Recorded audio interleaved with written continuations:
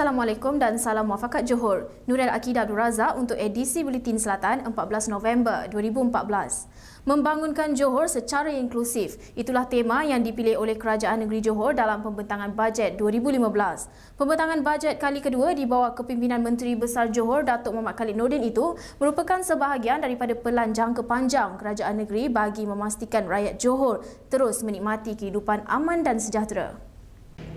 Agenda ini adalah sebahagian daripada pelan jangka panjang Kerajaan Negeri untuk memastikan rakyat Johor dan lingkungannya akan terus menikmati kehidupan aman, damai serta sejahtera. Malah akan berupaya untuk terus mara mencatatkan kejayaan demi kejayaan. Apakah itu pembangunan inklusif? Pembangunan inklusif adalah pendekatan terkini dalam pembangunan ekonomi. Ia bertujuan memperbaiki taraf sosioekonomi dan memberikan pelbagai kesejahteraan hidup secara lebih adil, saksama dan menyeluruh. Pendekatan ini sangat relevan, terutamanya untuk negara yang sedang pesat membangun seperti Malaysia, yang menyaksikan jurang keberadaan semakin melebar. Tambah beliau bagi menterjemahkan aspirasi pembangunan Johor yang inklusif, bajet 2015 dirangka dengan mendukung 5 strategi utama. Iaitu strategi pertama, menggalakkan pertumbuhan ekonomi dan merangsang pelaburan. Strategi kedua, memangkin kesejahteraan hidup rakyat.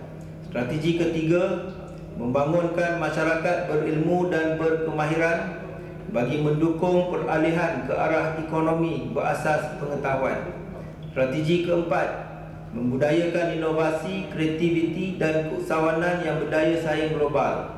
Dan strategi kelima, memodernkan prasarana serta mengukuhkan kepercayaan awam terhadap pentadbiran dan institusi kerajaan. Datuk Muhammad Khalid berkata demikian ketika membentangkan bajet Johor 2015 di Dewan Persidangan Negeri Kota Iskandar. Kerajaan Negeri Johor membentangkan bajet 2015 dengan lebihan kutipan hasil apabila ia melebihi perbelanjaan mengurus. Menurut Datuk Muhammad Khalid, lebihan bajet mengurus bagi tahun 2015 adalah sebanyak 3.82 juta ringgit. Dari segi kutipan hasil Kerajaan Negeri bagi tahun 2015, jumlahnya dianggarkan sebanyak 1,239.23 juta berbanding anggaran tahun 2014 yang berjumlah 1,064.6 juta ringgit. Pada jumlah tersebut, hasil cukai dianggarkan sebanyak 425.96 juta ringgit. Hasil bukan cukai 607.97 juta ringgit dan terimaan 205.29 juta ringgit. Di bawah peruntukan mengurus berjumlah 1,235.41 juta ringgit, sejumlah 384.6 juta adalah bagi emolumen, 307.49 juta ringgit disediakan bagi perkhidmatan dan bekalan, manakala 494.15 juta ringgit diperuntukkan kepada pemberian dan kenaan bayaran tetap. Sejumlah 21.22 juta ringgit disediakan untuk pembelian aset dan 27.95 juta ringgit untuk perbelanjaan lain. Sementara itu, anggaran perbelanjaan pembangunan adalah berjumlah 366.20 juta ringgit. Anggaran perbelanjaan pembangunan tahun 2015 adalah berjumlah 366.2 juta ringgit. Daripada jumlah tersebut, sebanyak 260.03 juta ringgit disediakan bagi perbelanjaan infrastruktur serta kemudahan pentadbiran, 39.09 juta ringgit bagi program pembangunan agama Islam, 20.74 juta ringgit bagi program pertanian dan kemudahan asas, 31.52 juta ringgit bagi projek pengairan dan saliran, 2.16 juta ringgit bagi perumahan, dan sejumlah 12.16 juta ringgit disediakan bagi perhutanan dan pelancongan, manakala selebihnya sebanyak 0.5 juta ringgit diperuntukkan bagi wang cadangan belanja mengejut. Dalam usaha menjadikan Johor Jauhari Selatan dan destinasi pelancongan terbaik Malaysia, kerajaan negeri akan membangunkan Bandar Johor Bahru. Pembangunan itu bagi memperlihatkan kepada dunia mengenai kekayaan warisan yang terdapat di negeri Johor. Bandar Johor Bahru juga akan dibangunkan sebagai Urban and Heritage Trail bagi memperlihatkan kepada dunia kekayaan warisan Johor. Ini termasuk menjenamakan dan menaik taraf prasarana pelancongan, menjenamakan semula Bazar Johor Bahru, mewujudkan stesen seni dan meneruskan perkhidmatan bas percuma Johor Bahru di hatiku. Di Nusajaya ini sendiri, Taman Warisan Semula Jadi Nusajaya akan dibangunkan oleh kerajaan negeri dengan kerjasama UEM Sunrise, melibatkan kawasan 300 ekar. Sebagai permulaan, dana sebanyak 25 juta ringgit telah disediakan bagi pembangunan projek ini. Kawasan riadah ini akan menempatkan taman tanaman tropika dan taman koleksi tumbuhan yang kedua-duanya dikhususkan untuk tujuan pelancongan, riadah, pendidikan dan penyelidikan, sekaligus flora dan fauna sebagai anugerah alam yang berharga terus dipelihara. Menerusi bajet 2015 juga, kerajaan negeri akan meneruskan program bantuan rumah dengan melibatkan peruntukan sebanyak 1.93 juta ringgit bagi membina 40 unit rumah baru dan membaik pulih 30 buah rumah. Sementara itu, bagi memastikan golongan asnaf fakir dan miskin yang beragama Islam terus mendapat perlindungan, sejumlah 8 juta ringgit daripada hasil kutipan zakat oleh Majlis Agama Islam Johor MAIJ akan dibelanjakan. Selain itu, bermula tahun hadapan, bantuan makanan sihat untuk anak-anak miskin di Sekolah Rendah Agama Johor turut diberi tempuan dengan peruntukan berjumlah 6.6 juta ringgit dapat dimanfaatkan oleh 15,000 murid. Dengan peruntukan sejumlah 8 juta ringgit untuk membina 200 unit rumah baru dan membaik pulih 75 unit rumah. Kemiskinan tidak mungkin dapat dibasmi tanpa pendidikan. Memastikan anak-anak golongan miskin dapat belajar dengan sempurna dan mengejar kejayaan adalah perkara pokok.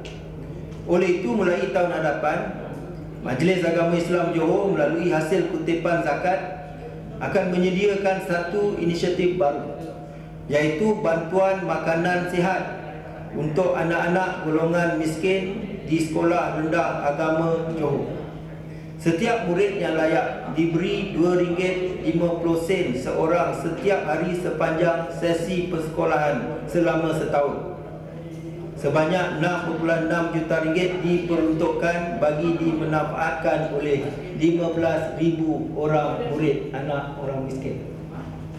Tidak ketinggalan, kerajaan negeri akan turut memberikan perhatian terhadap kebajikan golongan orang asli. Untuk tujuan ini, sebanyak RM100,000 diperuntukkan melalui Jabatan Kemajuan Orang Asli bagi penganjuran program yang memberikan ilmu kerohanian dan kepimpinan kepada mereka. Tambah beliau, bantuan sebanyak RM1,000 akan diberikan kepada golongan nelayan dengan peruntukan sebanyak 1.8 juta ringgit diberikan kepada 1,800 nelayan Selatan Johor mulai tahun hadapan. Prihatin terhadap rakyat berpendapatan rendah yang sukar mendapat pinjaman bank, kerajaan negeri bersedia menjual rumah-rumah miliknya melalui skim sewa beli dengan sasaran sebanyak 5,000 unit mulai tahun hadapan. Datuk Muhammad Khalid berkata skim berkenaan termasuk 1,000 unit rumah berharga RM42,000 hingga RM80,000 akan disewa beli oleh Majlis Agama Islam Johor MAIJ.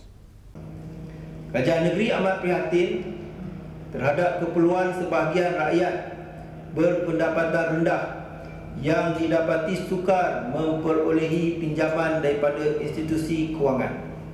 Sehubungan dengan itu, kerajaan negeri bersedia menjual rumah-rumah miliknya melalui skim sewa beli dengan sasaran sebanyak 5,000 unit bagi tahun 2015. Ini termasuk 1,000 unit rumah berharga antara RM42,000 sehingga RM80,000 yang akan disewa beli oleh Majlis Agama Islam Johor. Yang lebih penting, rumah-rumah yang disewa beli oleh Majlis Agama Islam ini akan ditawarkan untuk diduduki secara percuma oleh penerima bantuan zakat yang berkelayakan dan daripada golongan asnaf fakir miskin.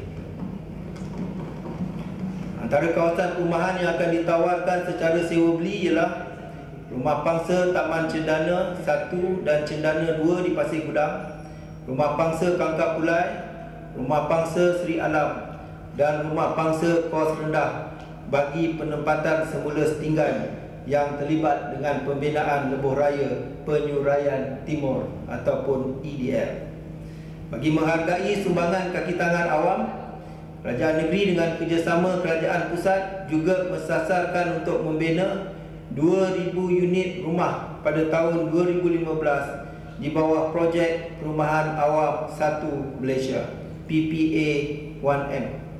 Di bawah skim ini, sebanyak 694 unit akan dibina di daerah Pulau Jaya dan beberapa kawasan lain di daerah Johor Bahru telah dikenal pasti.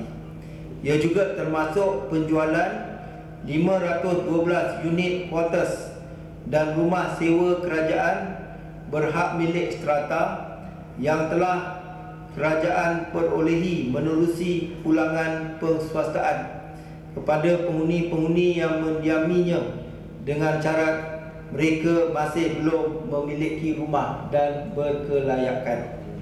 Bagi memberikan peluang yang lebih luas kepada rakyat yang berada pada peringkat pertengahan, Kerajaan Negeri akan menaikkan had minimum kelayakan pendapatan isi rumah bagi pembelian rumah mampu milik Johor dan kedai kos sederhana masing-masing daripada RM6,000 dan RM7,000 kepada RM8,000. Tambahnya, bagi menghargai sumbangan kaki tangan awam, Kerajaan Negeri dengan kerjasama Kerajaan Persekutuan akan membina 2,000 unit rumah menerusi projek Perumahan Awam 1 Malaysia PPA 1M di daerah yang telah dikenal pasti iaitu Kuala Jaya dan beberapa kawasan lain di Johor Bahru. Sementara itu, voucher RM1,000 akan diberikan kepada pembeli rumah kategori kos rendah dan sederhana di negeri ini bagi meringankan beban untuk memiliki rumah bermula 1 Januari tahun hadapan. Voucher berkenaan akan diberikan semasa pembeli mengambil kunci rumah yang sedia diduduki dan boleh dituntut daripada bahagian perumahan pejabat setiausaha Kerajaan Negeri. Kerajaan Johor bakal meningkatkan 6 prasarana sukan di negeri ini dengan melibatkan kos hampir RM200 juta. Pelaksanaan menerusi bajet 2015 itu dengan harapan rakyat cenderung dan aktif mengamalkan gaya hidup sihat.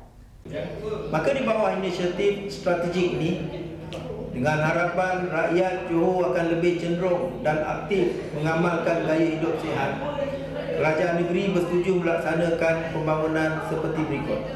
Pertama, Lakin Central Park akan dibangunkan mulai 2015 dan dilaksanakan secara berfasa.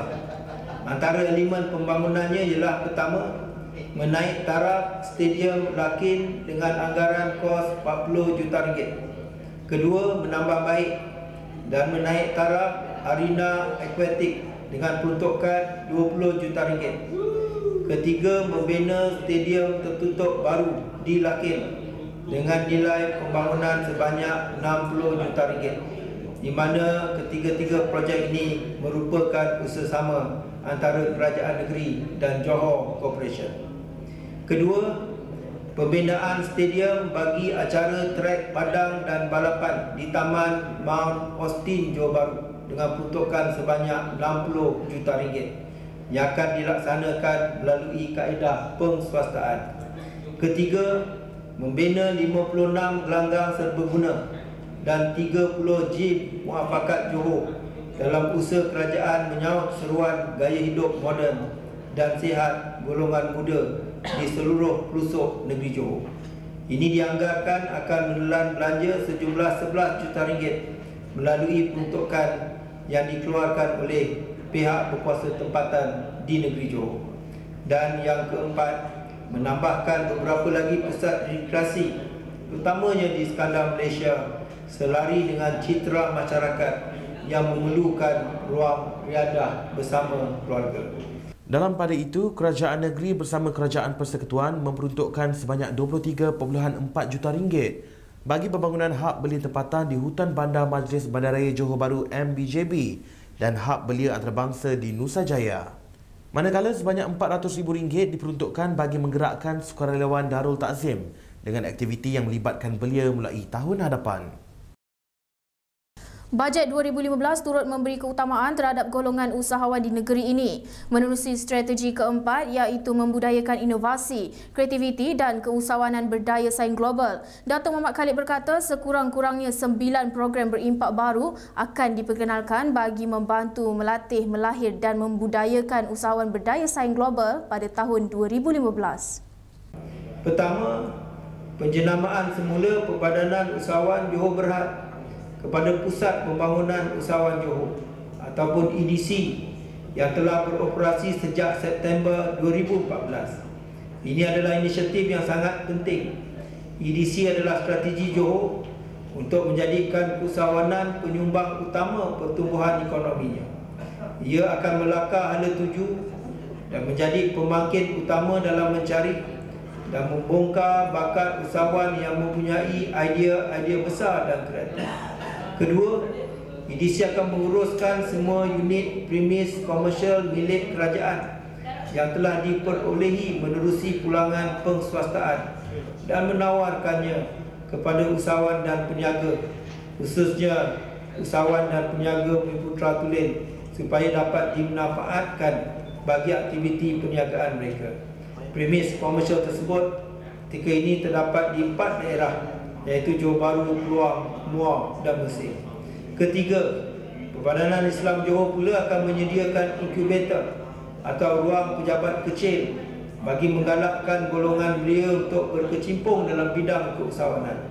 Inkubator pertama yang mempunyai 20 ruang pejabat akan dibina di kawasan Bandar Baru Udang dan seterusnya akan dikembangkan ke sekitar Pasir Gudang. Program bantuan belia Islam Johor yang merangkumi program bantuan usahawan belia, program bantuan penjaja kecil, program bantuan youth kolektif dan program tajaan pertubuhan bukan kerajaan belia Islam juga akan diteruskan. Keseluruhan perbelanjaan yang diperuntukkan bagi kesemua inisiatif ini adalah sebanyak RM3 juta.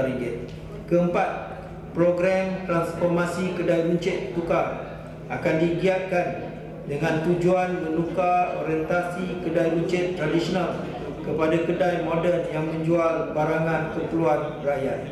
Peruntukan awal RM2 juta pada tahun 2014 akan ditambah lagi sebanyak RM1.5 juta tahun hadapan dengan sasaran membantu 50 buah kedai seumpamanya.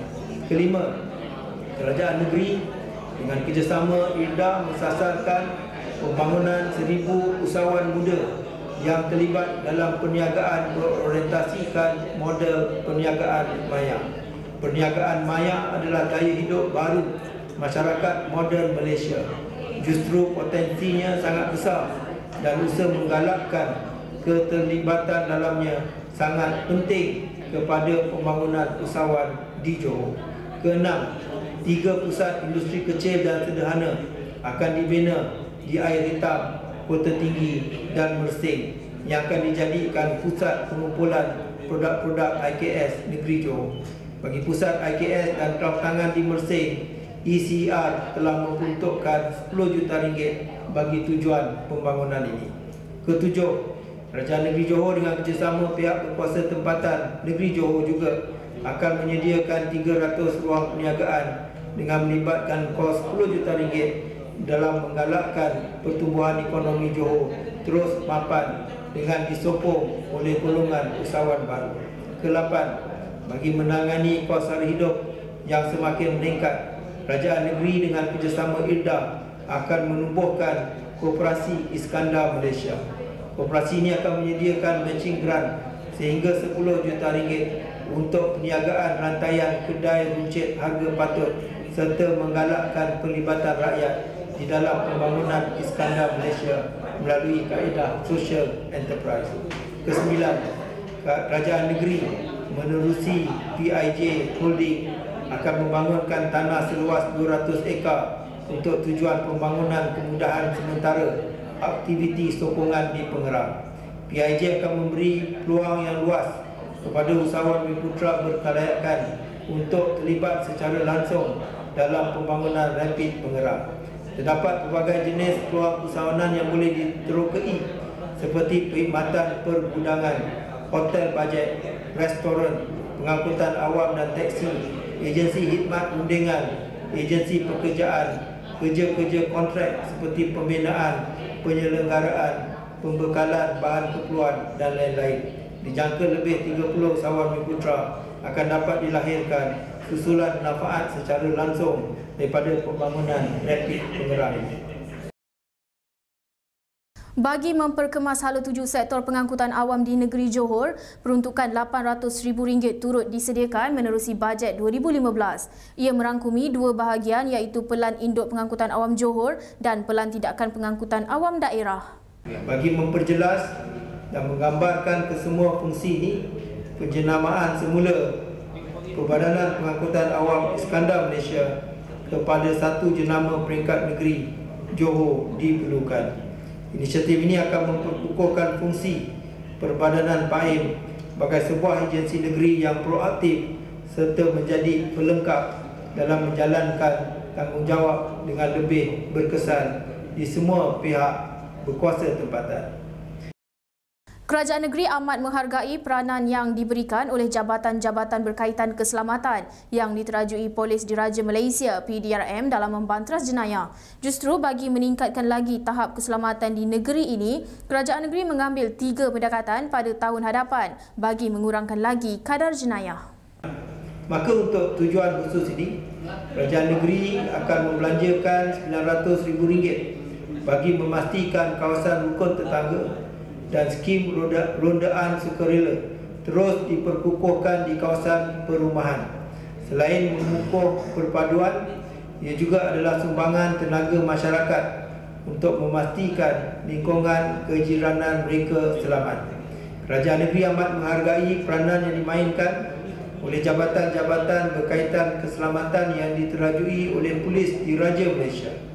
Berdasarkan statistik yang dikemukakan oleh pihak PDRM, kadar jenayah di negeri Johor setakat bulan Oktober 2014 didapati telah menurun sebanyak 13.4% atau 1,939 kes. Beberapa pendekatan akan diambil oleh kerajaan pada tahun hadapan dalam usaha berterusan kita untuk meningkatkan lagi tahap keselamatan. Pertama, sebanyak RM4 juta akan dibelanjakan oleh pihak berkuasa tempatan untuk memasang lebih banyak lampu awam di kawasan tumpuan ramai bagi mengelakkan kejadian jenayah. Kedua, penambahan seramai 1,100 anggota polis bantuan yang akan ditempatkan di Iskandar Malaysia. Ketiga, sebuah ibu pejabat polis akan dibina, polis daerah akan dibina di kawasan Nusa Jaya yang dianggarkan bernilai RM117 juta. Sekian edisi Buletin Selatan. Terus layari kami di www.tvselatan.com.my untuk paparan berita terkini. Salam takzim.